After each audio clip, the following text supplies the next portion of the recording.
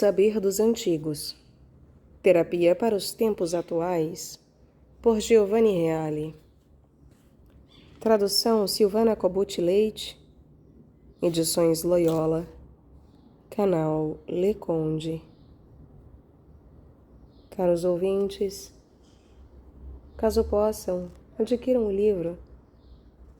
Vocês já fizeram alguma doação aqui para o canal? Saibam que centavos serão muito bem-vindos e farão diferença. Se cada um contribuísse com 50 centavos ao mês, totalizando R$6 ao ano, isso seria muito bem-vindo. Faria muita diferença. Seria o suficiente para eu viver com mais do que dignidade nessa vida, podendo eu, inclusive, ajudar os outros também.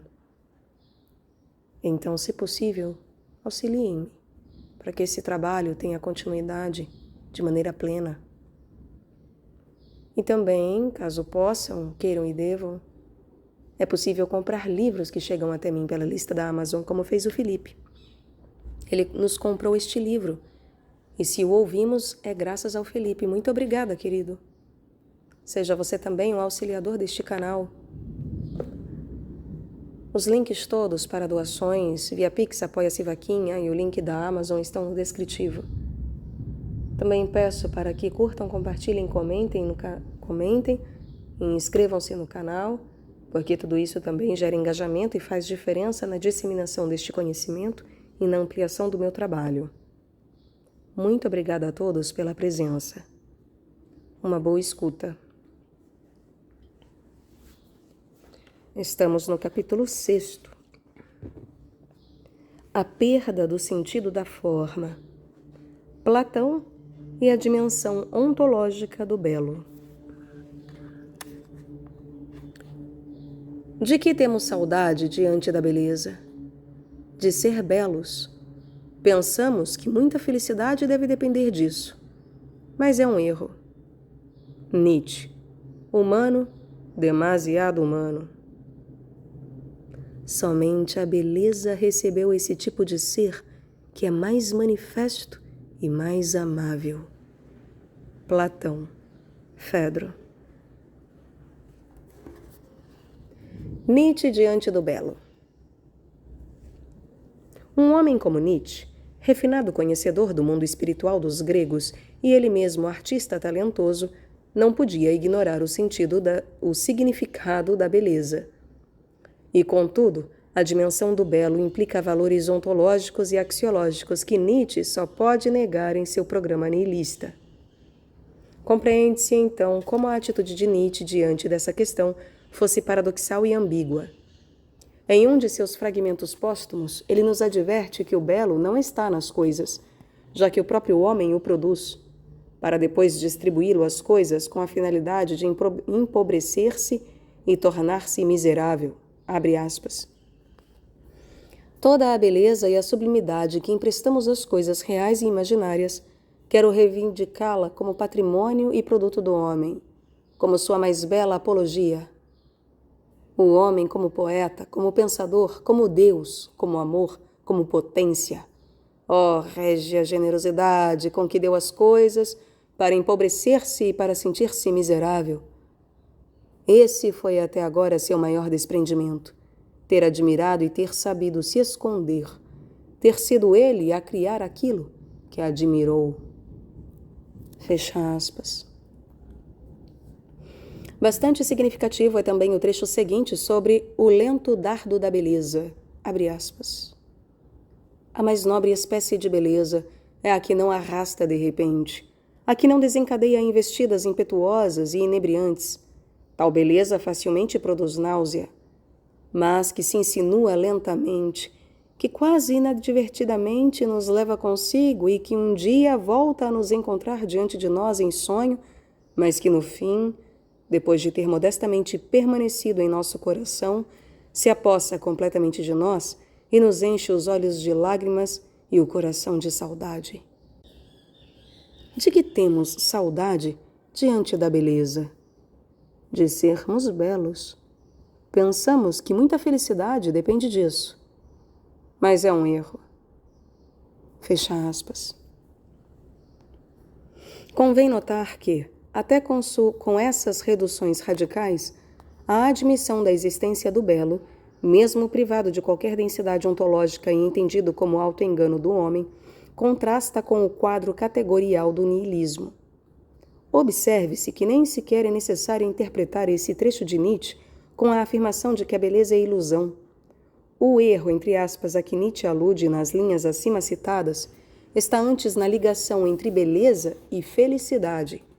A beleza, em sua opinião, não traz felicidade e não pode fazê-lo porque o homem escolheu não ser feliz, mas ser potente.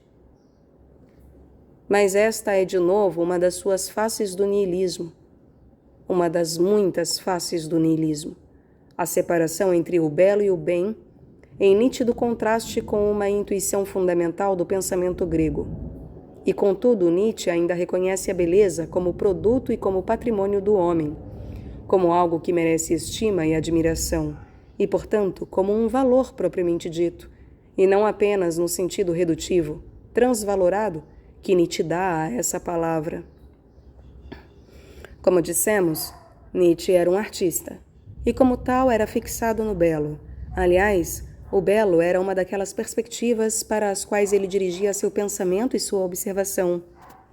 Hoje, ao contrário, a crise nihilista arrasta consigo o belo, e somos nós, à beira do 3º milênio, que corremos o risco de sofrer as consequências.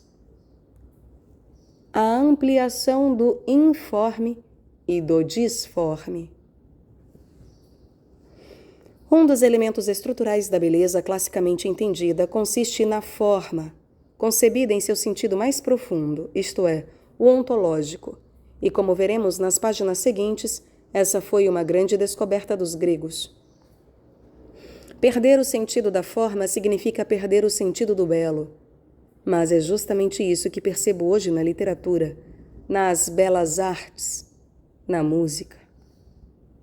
Não quero partir das complexas e abstratas reflexões dos críticos, às vezes muito forçadas e não raro enganosas, porque com demasiada frequência dominadas por interesses de várias naturezas. Mas quero partir de algumas reflexões sobre a arte contemporânea baseadas no senso comum, para depois chegar ao núcleo metafísico da questão. A arte abstrata é arte? Pergunta-se, por exemplo, Pierre Ottoni. E responde, abre aspas, é impossível dizer o que é arte. Pode-se pintar um copo de forma estupenda, produzindo emoção em quem o observa. O valor do quadro está nos elementos formais, não naquilo que representa. Forma e não conteúdo, portanto. É por meio da forma que se aprecia uma obra de arte e se estabelece sua qualidade. Mas que significa forma? No caso de um quadro, significa linhas, cores e combinação destas. Fecha aspas. E acrescenta, abre aspas. A descoberta de que o que importa é a forma, não o conteúdo, teve consequências importantes na criação artística. Se o que é realmente importante na pintura são as linhas e a cor, por que pintar pessoas e objetos reconhecíveis? Nasce assim a arte abstrata. O pintor abandona seu impulso de traçar linhas e cores segundo os movimentos do espírito, segundo seu senso artístico, sem se esforçar em reproduzir diligentemente pessoas e coisas. Fecha aspas.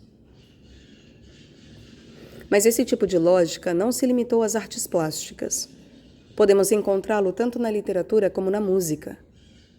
É a imposição em qualquer nível expressivo da insignificância dos conteúdos.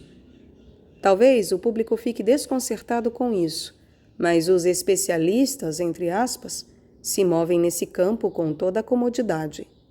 Abre aspas. Há uma gradação de interesses segundo o tipo de atividade. A pintura e a escultura permanecem limitadas a círculos bastante restritos. O mesmo vale para a música. Os espetáculos teatrais ampliam o público. Depois se chega ao cinema, sobre o qual se discutirá longamente se é ou não arte, e em quais casos. E a televisão. Fecha aspas. Compartilho, em larga medida, o sutil juízo de Ottone sobre a perda do público e a orgulhosa segurança dos críticos, mas discordo em um ponto. Aquela que usualmente é chamada arte moderna não apostou no predomínio da forma. Antes, cai no erro do mero formalismo perseguido como objetivo válido em si e por si, separando assim a forma de suas raízes metafísicas e esquecendo desse modo o momento criativo da própria forma, que consiste na medição sintética dos conteúdos, na unificação da multiplicidade de seus elementos, criação da ordem na desordem. O que se perdeu, a meu ver, é justamente o sentido da forma e a sua dimensão ontológica, e, portanto, o sentido do belo que dele deriva. Em vários campos da arte, abstrações que marcam o triunfo do disforme e do informe são taxadas como obras-primas. Na verdade, trata-se de autêntica feiura. Mas estas não são apenas questões acadêmicas. Todos estamos envolvidos, porque também na arquitetura se verificam fenômenos análogos. Basta observar os edifícios sem qualidade e a deterioração do espaço em nossas periferias, para compreender que até as formas de crescimento das cidades são manifestações extremas da ditadura do informe e do disforme. Basta observar os edifícios sem qualidade e a deterioração do espaço em nossas periferias para compreender que até as formas de crescimento das cidades são manifestações extremas da ditadura do informe e do disforme. Há tempos, e com razão, se ressaltou como semelhante crescimento das periferias se parece com uma excrescência cancerígena, como células enlouquecidas que se multiplicam desordenadamente. Parece-me muito pertinente, pois, o que André Frossard escrevia num livro recente, abre aspas. Seria um grave erro rejeitar em bloco a arte moderna como expressão final de uma inexorável decomposição dos espíritos e dos costumes, porque ela não faz senão transcrever fielmente a incerteza das ciências acerca da origem do homem, a natureza e isso que poderíamos definir como os regulares caprichos da matéria. Fecha aspas. A crise expressiva da arte integra, portanto, aquela crise mais geral da perda do sentido e do desvio dos valores. Mas isso não justifica a mania da deformidade. Abre aspas. Um segundo erro seria ficar extasiado sem nenhum discernimento diante de obras-primas que devem muito ao acaso, pouco ao talento e nada à inspiração contemplativa, graças à qual a arte é uma mentira que diz a verdade. Fecha aspas. Enfim, abre aspas, parece até que a arte moderna é, na verdade, não uma arte decadente, mas, ao contrário, uma arte primitiva que rompe as formas, as desagrega e tritura as cores de uma futura visão do mundo, de que não tem ainda a mínima ideia. Fecha aspas. Frossard recorda, além disso, a avaliação de Renoir acerca de uma pequena tela de Vermeer intitulada A Rendeira, considerando-a o melhor quadro do mundo, por realizar a síntese de ternura, tranquilidade e cuidado dos menores detalhes. Trata-se efetivamente daquela fusão de conteúdo e forma que Frossard denomina amor, aquele amor que parece totalmente ausente na arte contemporânea. Frossard não explica o que entende por amor. Eu procurarei ver nele aquele amor ligado à beleza que Platão tão bem compreendeu. Mas antes de tratar desse nexo fundamental, convém examinar mais de perto as boas intenções, entre aspas, da arte contemporânea. Caros ouvintes, eu creio que eu tenha falado o nome de um autor errado, que é Piero Ottone. Me perdoem se eu falei errado, não tenho certeza, mas creio que sim. Piero Ottone. Continuemos. A propósito de certos manifestos estético-filosóficos da arte contemporânea. No item anterior, discuti a questão no plano do bom senso. Gostaria agora de me deslocar para um plano de caráter mais teórico, procurando penetrar naquele quadro conceitual em que a arte contemporânea costuma ser justificada. Mas será que é possível justificar o informe e o disforme? A resposta que habitualmente se dá a essa pergunta é simples. A deformação se impõe como reveladora de uma série de males ligados à forma anterior ou escondidos sob ela. Particularmente, em muitas circunstâncias, a principal culpada foi a burguesia, e se viu na desordem e no disforme uma revolução construtiva e benéfica de uma maneira burguesa de conceber o mundo e a vida. Então, para dizê-lo de modo mais circunstanciado, perguntamo-nos por que não apresentar a ruptura das regras da forma como a expressão dos desastres produzidos por no mínimo 2 guerras mundiais? Como no caso do pensamento científico e do filosófico, encontro também aqui um processo de ideologização, com todos os resultados negativos que ele comporta. Se consideramos que a finalidade da arte consiste na luta política, a própria arte se rebaixa a instrumento, perdendo, ainda que não em todo, aquela liberdade espiritual que deveria caracterizá-la. E, em todo caso, é preciso ter consciência disso. Não seriam os gritos e os brados de protesto contra uma sociedade corrupta, ou contra os males das guerras absurdas que, como tais, se tornariam eo ipso arte. Quando muito, essas mensagens receberiam densidade e consistência artística dos modos particulares e peculiares que conferem formas adequadas a aqueles brados. Ainda uma vez, deveria existir uma forma, ou melhor, uma nova forma, uma nova ordem e uma nova proporção para expressar as lacerações, os brados e os gritos da sociedade humana. Mas vamos tomar o caso de um significativo e estimulante manifesto teórico da arte contemporânea. O célebre texto sobre o expressionismo de Hermann Bahr. O público muitas vezes fica embaraçado diante de um quadro expressionista.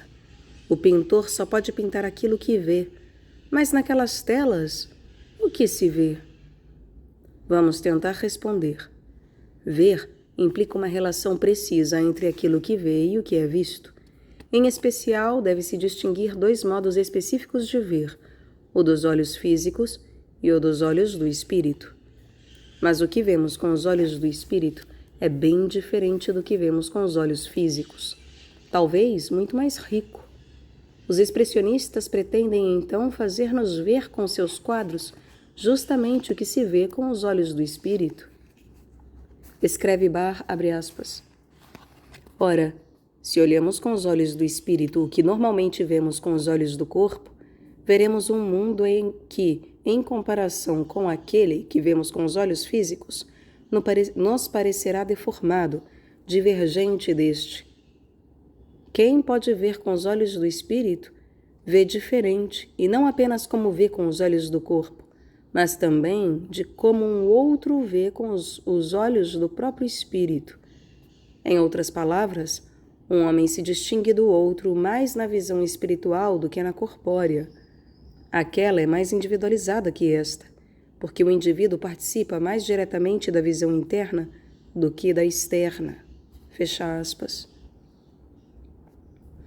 Mediante essa espécie de segunda visão, os expressionistas veem e pretendem fazer-nos ver a inquietude, a perturbação, o desespero dos homens e dos lugares em que estes habitam. Em seus quadros, eles exprimem esses sentimentos com figuras retorcidas e deformadas, mas que são assim sobretudo para os olhos físicos, não para os do espírito com o que eles olham, e não para os correspondentes olhos do espírito dos que os sabem ler e entender. Abre aspas.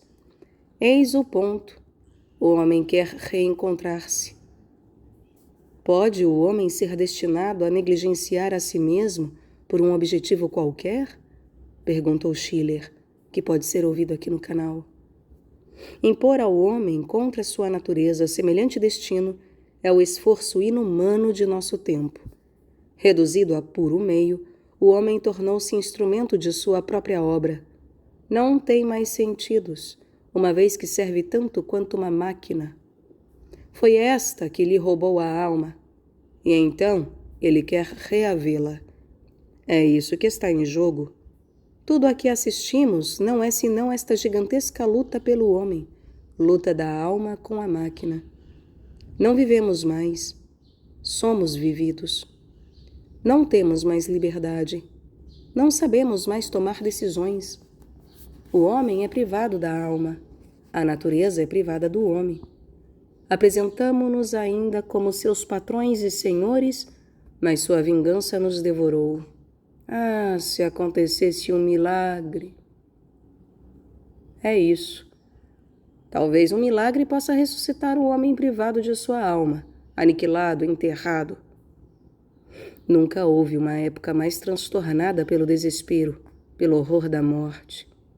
Nunca um silêncio tão sepulcral reinou no mundo. Nunca o homem foi menor, nunca mais inquieto, nunca a alegria esteve tão ausente e a liberdade mais morta. E eis o grito do desespero.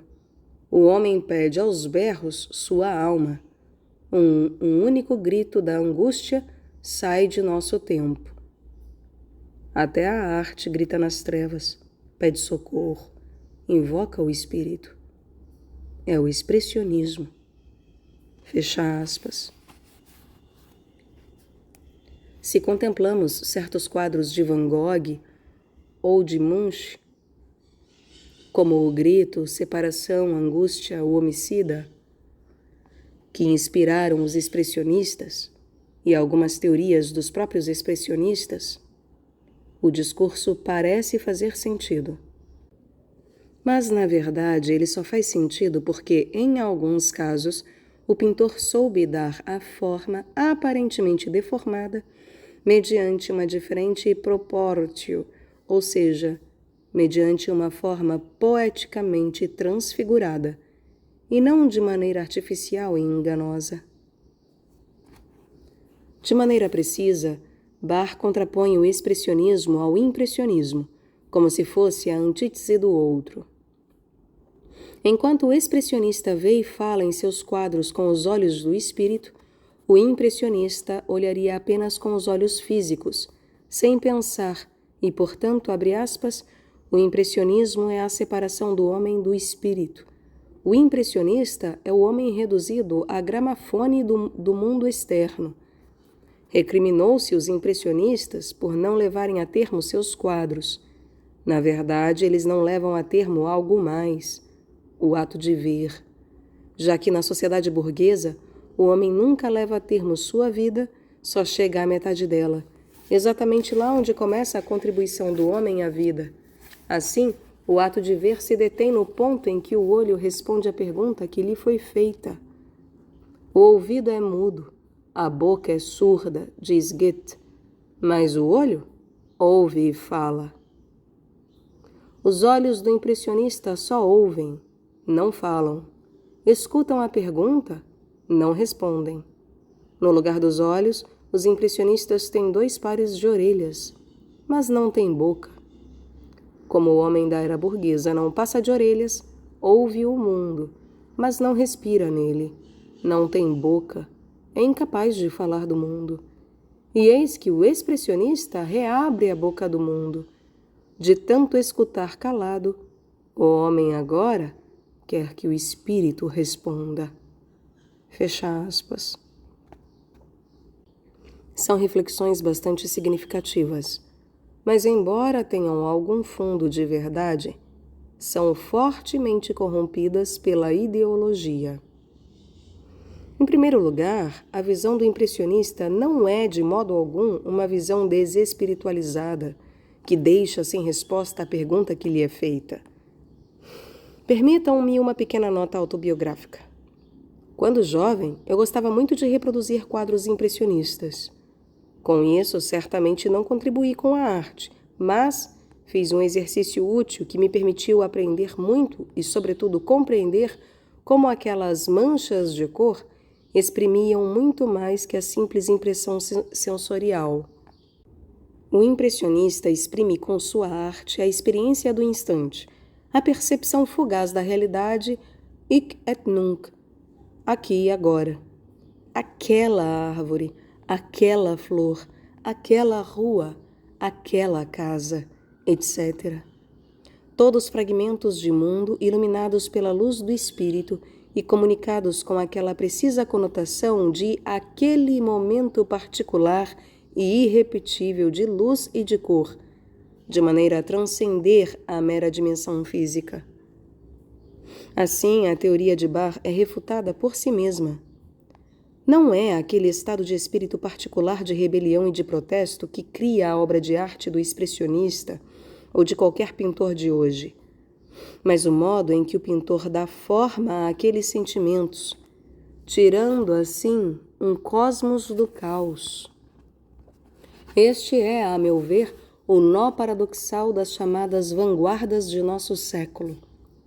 Elas privaram a arte de valor próprio, submetendo-a a algum outro valor, não necessariamente o protesto social ou mesmo a prometeica rebelião do indivíduo. Outros exemplos. Grande parte das tendências racionalistas da arquitetura do século XX favoreceu uma atitude iconoclasta diante do passado, nas melhores intenções do progresso social e de uma arte democrática.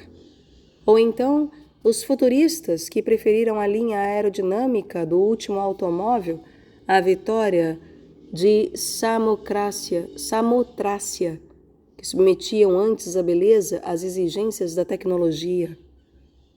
Em todos esses casos, o paradoxo das vanguardas consiste sempre na submissão da arte a um valor qualquer transvalorado no sentido de Nietzsche, que faz dela uma serva de várias manifestações da vontade de potência. E não se pense que essas são apenas considerações de um filósofo ex-cátedra.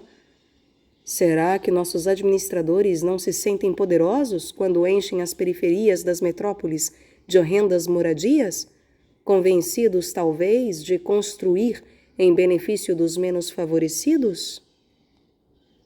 Não se oculta uma espécie de híbris na pretensão de planejar cientificamente o território? Não é um humanitarismo bem suspeito o que devasta o ambiente em nome do estado de emergência ou da resposta imediata às necessidades dos cidadãos? O objeto prático da submissão da beleza ao poder, como quer que ela venha retoricamente mascarada, é a desolação que infesta cada vez mais nossa existência cotidiana. Por outro lado, quer se trate de Rafael ou de Van Gogh, de Renoir ou de Max Ernst, ou de uma expressão futurista, ou quem sabe de um edifício projetado segundo os padrões do racionalismo, a obra de arte é sempre e apenas uma obra demiúrgica, justamente no sentido em que Platão considerava que o divino demiurgo tivesse atuado na construção do mundo. Ele imprimiu forma ao informe, valendo-se do médium da matemática e de suas leis, e assim tirou do caos, da matéria desordenada, o cosmos em que brilha o Logos. Ciência e beleza. Também na ciência, a escolha, abre aspas, é peremptoriamente governada pelo sentido da beleza, fecha aspas.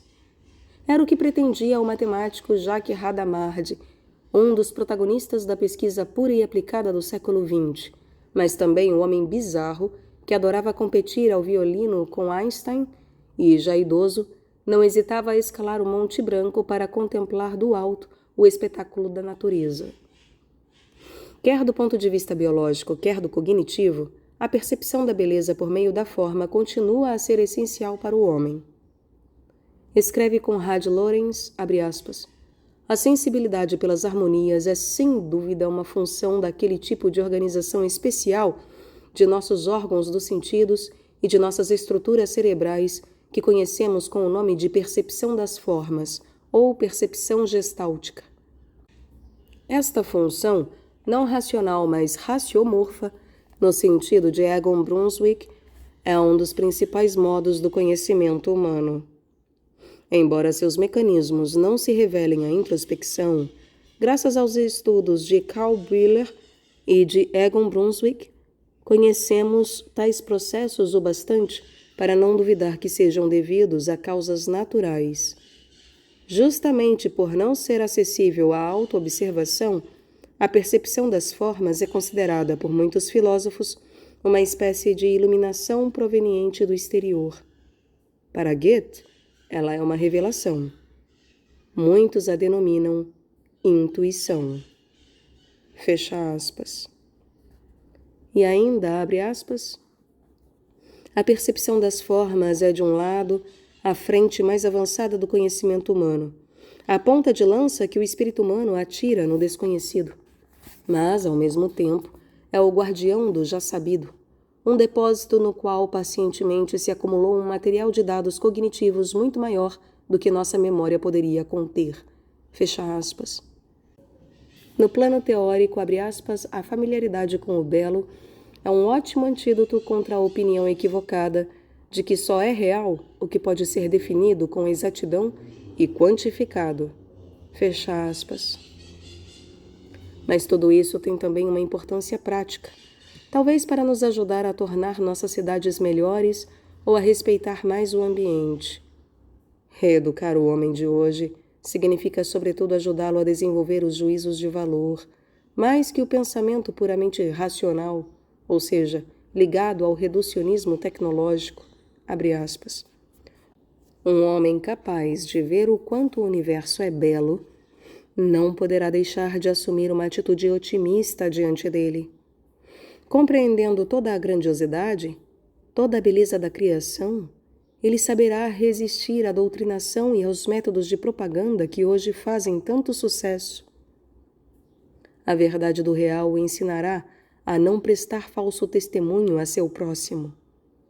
Tendo educado e aguçado sua sensibilidade para as grandes harmonias, ele será capaz de distinguir o que é sadio do que é doente, e não perderá a esperança nas grandes harmonias da criação orgânica, mesmo sentindo uma dor profunda diante dos trágicos sofrimentos e da morte de seres vivos isolados. Fecha aspas. Origem do conceito de forma. Mas voltemos ao significado metafísico da forma. Para compreender adequadamente essa questão, convém recordar que os termos gregos que indicam a forma são ideia e eidos. Infelizmente, o primeiro não foi traduzido, mas apenas transliterado, e no decorrer dos séculos, sobretudo na era moderna, assumiu um sentido alheio ao original. De fato, para o homem de hoje, o termo ideia significa um conceito, um pensamento, uma representação mental. Em contrapartida, para o grego, especialmente para Platão, a ideia não era o pensamento, mas o objeto do pensamento, ao qual o pensamento se dirige. Além disso, deve-se observar que os termos ideia e eidos derivam de idein, que significa ver, e, portanto, indicam o objeto do ver. Antes de Platão, eram empregados sobretudo para indicar a forma visível das coisas, ou seja, a forma exterior, ou a figura física que se capta com os olhos, portanto, a visão sensível. A partir de Platão, ao contrário, são empregados para indicar a forma interior das coisas, sua essência. Em consequência de sua segunda navegação, isto é, em consequência da descoberta do mundo inteligível, do qual falarei especialmente no capítulo 10º, a forma passa do plano físico ao metafísico. Escreve Paul Friedlander, abre aspas, Platão possuía o olhar plástico do Heleno, que apresentava a mesma natureza do olhar com que Policleto viu o cânon, e a mesma natureza do olhar que o matemático grego dirigia às formas geométricas. Talvez Platão tivesse consciência desse dom, tivesse mais sorte que todos os pensadores. Fecha aspas. Seja-nos permitido esperar que algum efeito do dom de Platão chegue até nós. Bem além das esquematizações demasiado fáceis de Barr, descobriremos então como os olhos da mente constituem o órgão da compreensão tanto na ciência como na arte. O ponto tratado nas páginas seguintes constitui talvez a melhor exemplificação do que dissemos. Ligações estruturais entre forma, números e relações numéricas.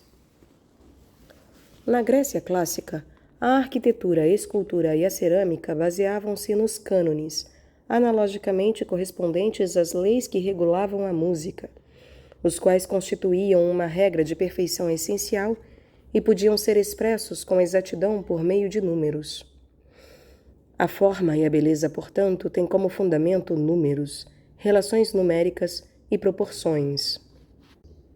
Isso valia tanto para a construção de templos quanto na produção de vasos, mas também no âmbito da escultura, sobre o qual é oportuno fornecer algumas indicações. Tatarkiewicz explica, abre aspas, o cânon da escultura também era numérico e dependia de uma proporção fixa. Como atesta Galeno, a beleza nasce da exata proporção não dos elementos, mas das partes, de um dedo em relação ao outro dedo, de todos os dedos em relação ao carpo e ao metacarpo, destes em relação ao antebraço, em suma, de todas as partes entre si, como diz o cânon de Policleto. Fecha aspas. O cânon de Policleto exprimia especialmente a proporção das partes traduzível em precisas relações numéricas. Assim, a perfeição da forma esculpida era ligada de modo rigoroso às formas geométricas.